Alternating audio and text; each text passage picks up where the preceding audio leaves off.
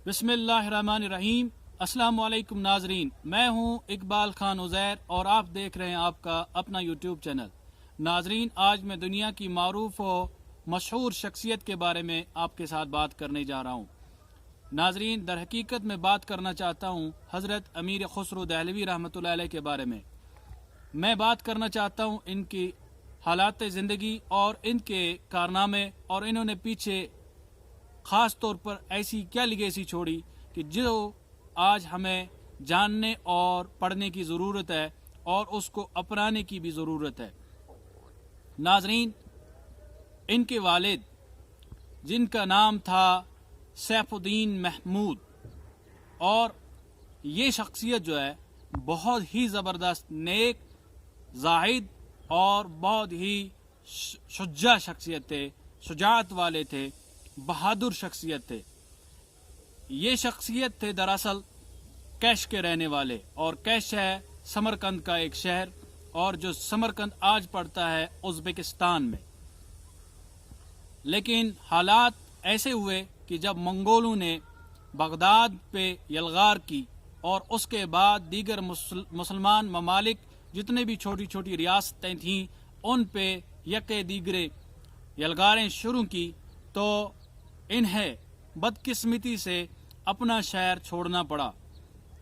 बात दरअसल ये हुई थी, उस वक़्त चंगेज़ खान ने अपने एक बहुत ही मशहूर सिपह सालार को हुक्म दिया था कि ख्वारिज़म शाह जो है, ख्वारिज़म शाही सल्तनत जो है, उनके जो मारूफ बादशाह थे सुल्तान मोहम्मद, ये बहुत ही निडर शख्सियत थे, और इन्होंने उस वक़्त के अब्बासी खलीफा को भी पैगाम भेजा था कि आप बराए मेहरबानी मेरे साथ ताउन करें और हम मंगोल यलगार को, इस मंगोल सीलाब जो चला आ रहा है, इसे रोक सकते हैं, इनको यहाँ से वापस इनका जवाब दे सकते हैं। लेकिन उस वक़्त के अब्बासी खलीफा इतने मस्त और मदहोश थे कि उन्होंने उनका कोई जवाब नहीं दिया। बाद में ये हुआ 656 हिजरी में हलाकू खान ने बगदाद पे हमला किया और वहाँ तकरीबन 16 लाख मुसलमानों को मारा, और वहाँ की जितने भी कुतुब खाने हैं उन्हें दजला में डाल दिया। यहाँ तक कि कहा जाता है, रवायतों में आता है कि तकरीबन 1 साल तक दरियाए दजला का पानी मुख्तलिफ रंग का था। जैसे कि पानी का कोई रंग नहीं होता, लेकिन उस साल जो सियाही किताबों से निकली, उस सियाही की वजह से दरिया का रंग जो था वो मुख्तलिफ हो गया था। बात मैं करना चाहता हूँ अमीर खुसरो की, और इनका इस हवाले से बात इसलिए लाजमी है कि इनकी सवाने में ये बताया जाए कि इनके वालिद कहाँ से थे और उन्होंने हिंदुस्तान का रुख क्यों किया था। दरअसल वो भी एक बहुत ही बड़े कबीले के फर्जंद थे और बहुत ही मशहूर शख्सियत थे, और बहुत से सिपाहियों के खुद सालार थे। इनका कबीला था लाचीन का कबीला, और ये बहुत ही निडर और बेबाक कबीला था। हुआ ये कि जब मंगोलों ने जहाँ पे भी मुसलमानों की कुव्वत देखते थे, उनकी कमर तोड़ने के लिए वो वहाँ पहुँच जाते थे।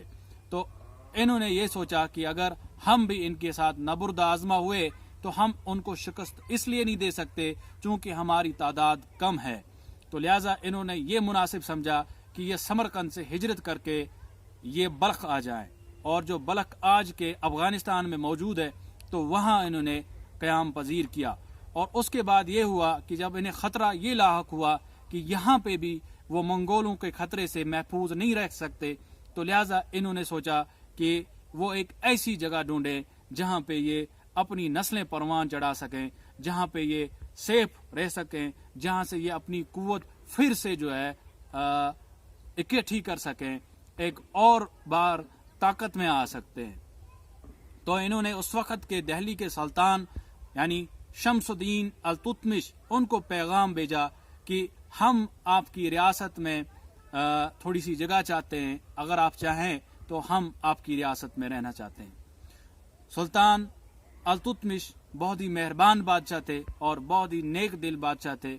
उन्होंने उनका पैगाम सिर्फ कबूल ही नहीं किया, बल्कि इनको अपनी फौज में एक आला मनसब भी दिया। اور جب یہ ہندوستان میں آئے تو جب ہندوستان میں پہنچے تو یہاں کے ایک اس وقت کے دربار کے ایک بہت ہی معروف شخصیت عماد الملک، وہ بہت بڑی شخصیت تھے، اور ان کی بیٹی تھی جن کا نام تھا دولت ناز، اور یہ بہت ہی نیک خاتون تھیں. تو انہوں نے اپنی بیٹی کا نکاح سیف الدین محمود کے ساتھ کیا، اور نتیجہ یہ ہوا کہ ان کے ہاں 3 بیٹے پیدا ہوئے، جن میں سے ایک لال گوہر، جن کا ہم اس وقت تذکرہ کر رہے ہیں، جن کا نام ہم ادب اور فخر سے لے رہے ہیں، یعنی طوطی ہند امیر خسرو رحمۃ اللہ علیہ. ان کا پورا نام ہے ابو الحسن یمین الدین امیر خسرو. کچھ لوگ ان کو خسرو پڑھتے ہیں، کچھ خسرو پڑھتے ہیں، کچھ خسراو پڑھتے ہیں، لیکن ان کا جو صحیح تلفظ ان کے نام کا ہے وہ ہے خسرو. تو یہ بچپن سے ہی بڑے زیرک تھے، بڑے ہی چالاک تھے، اور بہت ہی نیک دل انسان تھے، اور ان کی والدہ نے ان کو بہت ہی زبردست اور نیک تربیت کی تھی. سلام اس ماں پہ کہ جنہوں نے ایسا لال و گوہر جنا تھا. تو بات یہ ہے کہ یہ پیدا ہوئے 651 ہجری میں، یعنی اگر ہم انگریزی حساب سے لیں تو وہ بنتا ہے 1252، یعنی 1252، یعنی عیسیٰ علیہ السلام کا آسمان پہ اٹھانا. اس کے بعد جو تاریخ عیسائی لکھتے ہیں تو وہ ہے 1200، جس کو ہم اے ڈی کہتے ہیں. تو ہمارا عقیدہ یہ ہے، ہم یہ نہیں کہتے امینو ڈمینو یا after the death of Christ. ہمارا عقیدہ یہ ہے کہ عیسیٰ علیہ السلام کو آسمان پر اٹھایا گیا تھا. تو خیر بات میں یہ بتا رہا ہوں کہ امیر خسرو رحمۃ اللہ علیہ 651 ہجری میں پیدا ہوئے، اور پیدا ہوئے پٹیالی میں، اور جو آج کے یو پی میں اتر پردیش میں ہے، اتر پردیش کا ایک شہر ہے، وہاں پیدا ہوئے تھے. لیکن اس پہ جو ہے ایرانی مورخین اور تذکرہ نویس وہ اس پہ اعتراض کرتے ہیں کہ نہیں، یہ جو سیف الدین محمود ان کی بیوی وہ ایرانی تھی یا افغانی تھی یا ازبکستان جو سمرقند ہے وہاں کی تھی. لیکن وہ اس پہ اس لیے اعتراض کرتے ہیں، وہ یہ ہرگز برداشت نہیں کر سکتے کہ ایسی بڑی شخصیت ہندوستان میں پیدا ہو سکتی ہے، چونکہ ایرانی اشد قسم کے متعصب ہے، اور وہ یہ تسلیم ہی نہیں کر سکتے کہ ان سے بھی بڑا کوئی شخصیت کسی اور ملک میں پیدا ہو سکتا ہے، اور انہی کی زبان کا ماہر اور انہی کی زبان کا ایک عالم بن سکتا ہے، ان سے 2 قدم آگے بڑھ سکتا ہے.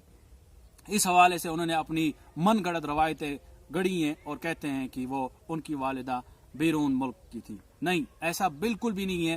ان کی والدہ ہندوستان کی تھیں اور پٹیالی کی تھیں، اور ان کے والد کا نام تھا عماد الملک، جو سلطان التتمش کے دربار کے بہت ہی معتمد انسان تھے. تو یہ ان کی والدہ کا نام تھا دولت ناز. 651 میں ان کی پیدائش ہوتی ہے. لیکن ان کا سفر ایسا ہوتا ہے، زندگی کا سفر، کہ جب یہ صرف 8 ماہ کے ہوتے ہیں تو ان کے والد بڑے عقیدت مند ہوتے ہیں، بڑے نیک دل مسلمان ہوتے ہیں. تو وہ اس وقت کے دہلی کے جو نیک بزرگ، یعنی جن کا پوری دنیا میں نام ہے، خواجہ نظام الدین اولیاء رحمۃ اللہ علیہ، وہ اس وقت بذات خود حیات تھے. تو ان کے پاس ان کو لے کے ان کے پاؤں میں ڈالتے ہیں اور کہتے ہیں، عرض کرتے ہیں، یا پیر ان کی آپ بیعت فرمائیں. تو وہ ان کی بیعت، ابھی یہ 8 ماہ کے ہی ہوتے ہیں، ان کی بیعت فرماتے ہیں. امیر خسرو، ان کا پڑھنا ہمارے لیے اس لیے لازمی ہے کیونکہ یہ ایک ورزٹائل شخصیت تھی. یہ علم میں بھی صف اولا کے شخصیت ہے، یہ دنیاوی لحاظ سے بھی صف اولا کے شخصیت ہے، یہ تصوف کے لحاظ سے بھی صف اول کے شخصیت ہے. یہ میوزک، انہوں نے میوزک کو جنا ہے، قوالی کو جنا ہے، میوزک کے حوالے سے بھی یہ صف اول کے شخصیت ہے. آئیے میں آپ کو اب تفصیل سے ان کے بارے میں بتاتا ہوں.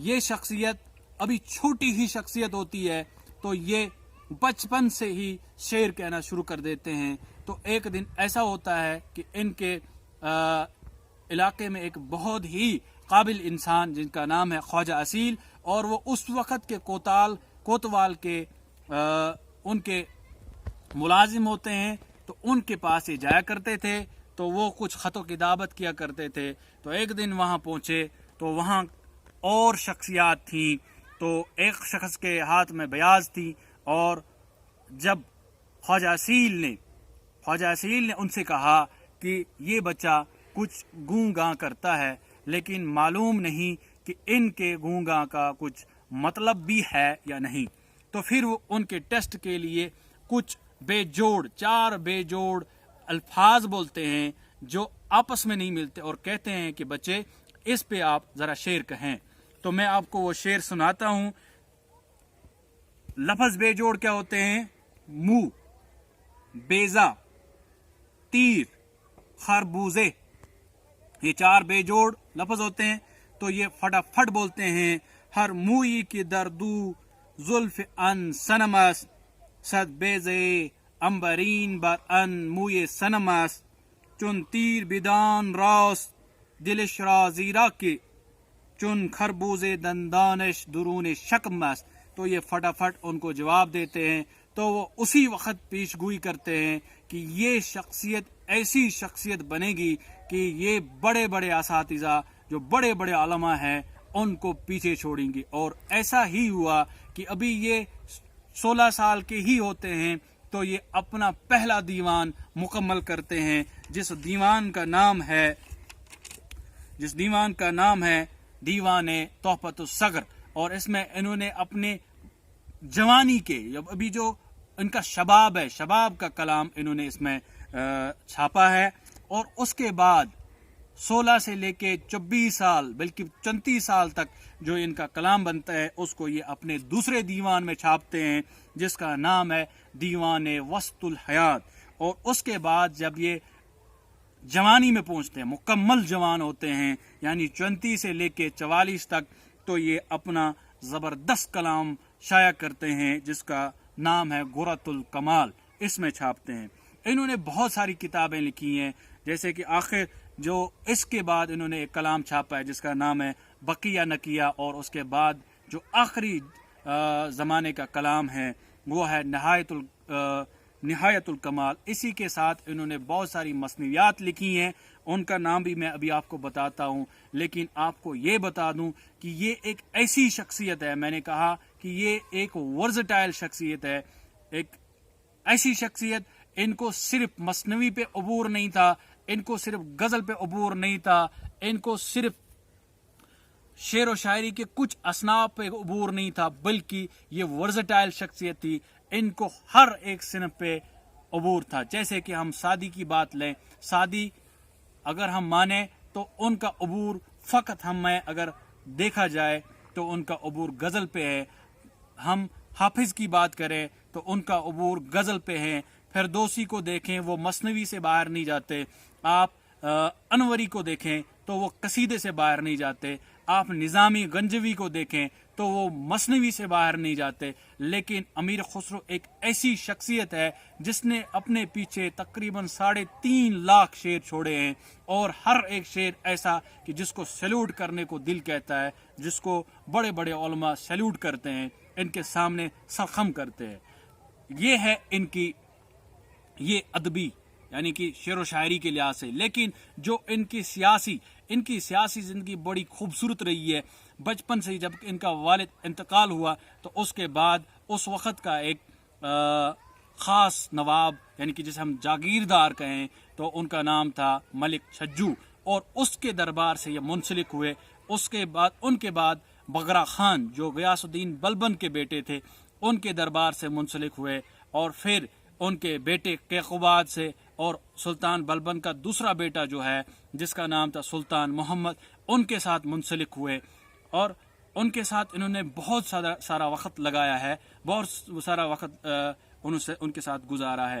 تو اس وقت روایتوں میں آتا ہے، جیسے لباب الالباب میں روایت ملتی ہے اوفی کی، تذکرۃ الشعراء جو ہے سمرقندی کی، تو اسی طرح سے بہت ساری تاریخیں ہیں جن میں حوالے ملتے ہیں کہ سعدی رحمت اللہ علیہ کو سلطان محمد نے ایک پیغام بھیجا تھا کہ آپ میرے پاس آئیں، تو انہوں نے اپنا عذر پیش کیا تھا کہ میں بوڑھا ہو چکا ہوں، لیکن آپ کے دربار میں ابھی نوجوان خسرو ہیں، اس کی آپ حوصلہ افزائی کریں، اس کے ساتھ رہیں، وہ بھی ہم سے کم نہیں۔ تو یہ ہے امیر خسرو کا کمال کہ ابھی چھوٹی عمر میں کہ سادی ان کو تسلیم کرتے اور مانتے ہیں۔ اور یہ ایک ایسی شخصیت کہ یہ کئی عمرہ، کئی بادشاہان کے ساتھ جڑے رہے، جیسے غیاث الدین تغلق، ان کے بارے میں تغلق نامہ لکھا، اور اسی کے ساتھ انہوں نے جو ہے علاء الدین خلجی، اس کے دربار کے ساتھ رہے، تو ان کے بارے میں بھی انہوں نے ایک مثنوی لکھی جس کا نام ہے خزائن الفتوح۔ اسی کے ساتھ جلال الدین فیروز شاہ، اس کے ساتھ یہ منسلک رہے، ان کے بارے میں ایک مثنوی لکھی تاج الفتوح۔ ایسی انہوں نے 9 سفر لکھی قطب الدین خلجی کے بارے میں، تغلق نامہ غیاث الدین تغلق کے بارے میں، اور اپنے مرشد کے بارے میں۔ اب ہم بات کرتے ہیں ان کی جو اصلی زندگی، جو رس والی زندگی ہے، جو اصل زندگی ہے، جو حاصل ان کی زندگی کا ہے، وہ ہے ان کی پیر مریدی۔ ان کا پیر تھا، جیسے کہ میں نے ابھی کہا کلاس اس لیکچر کے پہلے مرحلہ میں کہا کہ امیر خسرو ایک ایسی شخصیت کہ جس کو 8 سال کی تھے کہ انہوں نے اپنے پیر و مرشد کے ساتھ بیعت کری تھی۔ تو یہ شخصیت اپنی آخری عمر میں پھر سے، یعنی ابھی آخری نہیں ہوتی ہے، نصف عمر میں پھر سے اپنے پیر کے ساتھ بیعت کرتے ہیں، اور بیعت ہی نہیں کرتے بلکہ یہ حضرت کیا ہے، اپنی جان مال سب کچھ اپنے پیر پہ فدا کرتے ہیں۔ اور ایک واقعہ میں آپ کو سناتا ہوں کہ یہ حضرت ایک دن دکن میں ہوتے ہیں، اور ان کے پیر کے پاس ایک بدو آتا ہے، ایک عام بندہ آتا ہے، اور ان سے عرض کرتا ہے کہ آپ مجھے کچھ دے دیجئے۔ ان کے دربار میں اس وقت کچھ نہیں ہوتا، وہ اپنی چپل اتار کے دیتے ہیں، اور جب وہ دکن پہنچتے ہیں تو امیر خسرو کو بو آتی ہے، وہ کہتے ہیں بوئے پیر میں آئے، مجھے پیر کی بو آ رہی ہے۔ اور جب سونگتے پہنچتے تو اس بدو کے پاس پہنچتے ہیں اور کہتے ہیں کہاں تھے؟ کہتا ہے کہ میں دہلی گیا تھا نظام الدین اولیاء کے پاس، اور انہوں نے اپنی چپل دی۔ تو ان کے پاس اتنی دولت ہوتی ہے، یہ کہتے ہیں کہ یہ جو سارے اونٹ ہے، اس پہ میرا مال ہے، غلام یہ سارے میرے ہیں، جا یہ میں تجھے دیتا ہوں اور یہ چپل مجھے دیں۔ اور جب وہ چپل لیتے ہیں اپنے دستار میں لگا دیتے ہیں، اور فخر سے آتے ہیں دوڑے اور دہلی پہنچ جاتے ہیں، اور اپنے پیر سے اب ان کا یہ ہوتا ہے کہ میں اب اپنے پیر کو دکھاؤں کہ مجھے آپ کے ساتھ کتنی زیادہ محبت ہے۔ اور پیر وہیں سے کہتے ہیں خسرو ارزاں خریدی، اے خسرو تم نے سستا خریدا۔ تو یہ ان کا کنیکشن تھا، مرید دکن میں بیٹھا ہوا، پیر دہلی میں بیٹھا ہوا، اور یہ ایک دوسرے کو کہاں سے کہاں پیغام سناتے ہیں۔ تو یہ ایک عظیم شخصیت ہے، یہ وہ شخصیت ہے جس نے اپنے قشب سے لامکاں کا بھی صبر کیا، جیسے کہتے ہیں نمی دانم چ منزل بود شب جائی کہ من بودم، بہر سو رقص بسمل بود شب جائی کہ من بودم، پری پیکر نگارے سرو کدے لالا رخسارے، سراپا آفت بود شب جائی کہ من بودم، خدا خود میر مجلس بود اندر لامکاں خسرو۔ اے خسرو جو لامکاں ہیں، ادھر خدا خود محفل کے لیڈر تھے، محمد شمع محفل بود شب جائی کی من بودم، اور جس رات جہاں میں تھا وہاں خدا خود محفل کے امیر تھے، اور وہاں کا شمع جو جل رہا تھا، جو پوری محفل کو روشن کر رہا تھا، وہ تھے میرے محمد، میرے محبوب۔ اور ان کی زندگی کے بارے میں انشاءاللہ ایک اور ویلاگ آپ کے بارے میں آپ کے ساتھ شیئر کرنے جا رہا ہوں انشاءاللہ الرحمن۔ اور تب تک کے لیے آپ میرے ساتھ جڑے رہیں، اس ویڈیو کو لائک کریں، شیئر کریں، اور دوسروں کے ساتھ شیئر کریں، اور خود ریسرچ کرنا شروع کریں امیر خسرو کے بارے میں، چونکہ یہ چھوٹی شخصیت نہیں، یہ ایک ایسی شخصیت ہے، میں تو یہ کہتا ہوں کہ ایران بھی اس کا مقابلہ، ایران کی جتنی بھی بڑی شخصیات ہیں وہ ان کا مقابلہ نہیں کر سکتی۔ تو یہ ہے امیر خسرو، یہ ہے ہمارے سب کانٹیننٹ، خاص طور پر یہ جو ہندوستان ہے ہمارا فخر ہے، اس پہ ہمیں ناز ہونا چاہیے۔ میں ایک اور ویلاگ لے آتا ہوں، تب تک کے لیے اپنا خیال رکھیے، اللہ حافظ۔